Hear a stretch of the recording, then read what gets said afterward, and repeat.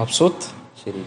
بس انا مش مبسوط ليه؟ عشان انت مش اهلاوي. لا انا مش اهلاوي، انا زملكاوي. انت جيت لي متاخر اصلا، وكانت العضلات ضعيفه، وكان في مشكله في الفرد والتاني.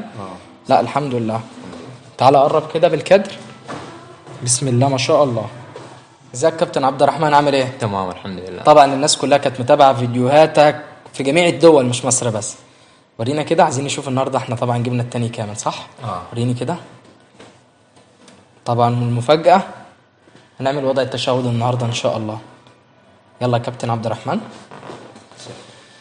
بسم الله.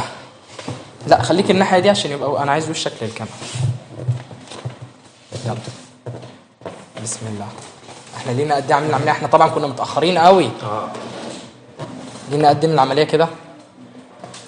3 شهور. 3 شهور. انت جيت لي متاخر اصلا، وكانت العضلات ضعيفه، وكان في مشكله في الفرد والتاني. لا الحمد لله.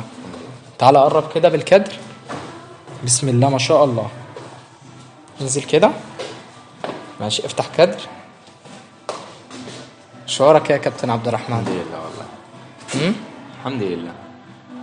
مبسوط؟ شريف. بس انا مش مبسوط ليه؟ عشان انت مش اهلاوي. لا انا مش اهلاوي، انا زملكاوي.